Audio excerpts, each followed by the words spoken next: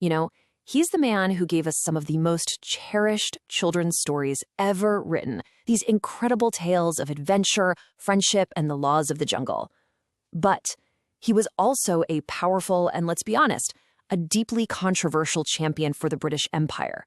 And that right there is the Kipling paradox. So let's just jump right into it. How can one person be both of those things? The creator of Mowgli and Baloo, and also the author of some of the most fiercely debated poems about imperialism ever written. To really get a handle on Kipling, we have to look at both sides of this incredible and, well, really complicated legacy. Okay, so first, let's start with the Kipling that pretty much everyone knows and loves, the absolute master storyteller. This is the Kipling who dreamed up entire worlds that, have captivated readers for well over 100 years now. Think about it. It's pretty amazing how we all instantly know these names, even today, right?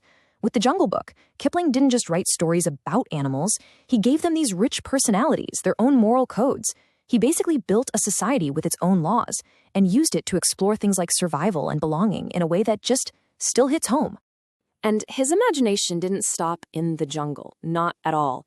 He also gave us the Just So stories, which are this collection of totally whimsical, almost like old folk tales. This wasn't just telling stories, it felt more like he was creating myths for kids, using this incredibly playful language to answer those big questions like, how did the leopard get its spots? Or how did the elephant get its long trunk? And this quote just nails his unique style. Seriously, just listen to the rhythm of it. Musky, tusky mouth. It's so lyrical. It's kind of funny and also a little bit scary all at once. And that's why his work is so good for both kids and the adults reading it to them. He just never, ever talked down his audience. Okay, but the very same man who wrote those wonderful, whimsical tales was also a really deep chronicler of his era, an era completely defined by British India and the Age of Empire. And this is where the story, in our understanding of him, gets a whole lot more complex. So here's a crucial point. It's not like his work was some simple, blind celebration of the empire. Actually, far from it. Kipling's writing often dives headfirst into the messy reality of it all, really digging into the contradictions and the moral gray areas of the whole colonial project.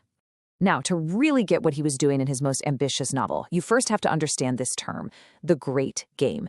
You can think of it like a giant real-life chessboard where empires were the players. It was this high-stakes world of spies and political power plays, and it was the entire backdrop for his masterpiece, Kim.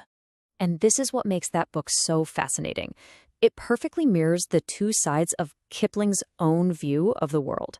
On one hand, you've got this beautiful, almost spiritual journey of a boy trying to find out who he is. And at the exact same time, you have a nail-biting spy thriller happening right in the middle of this huge imperial conflict. The two stories are just woven together so tightly you can't separate them.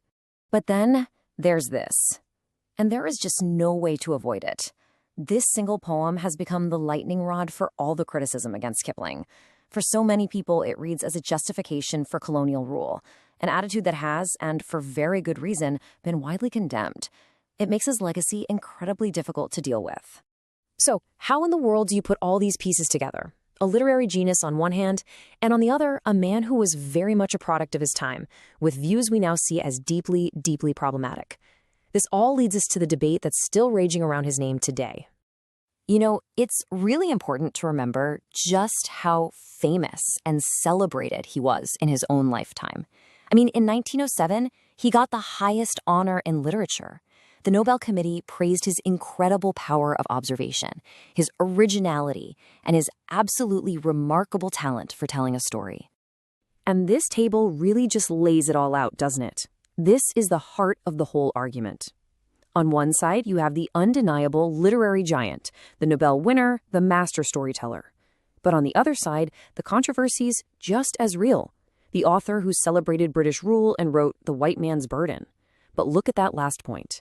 He also exposed moral contradictions, which is what makes it completely impossible to just stick him in one easy box.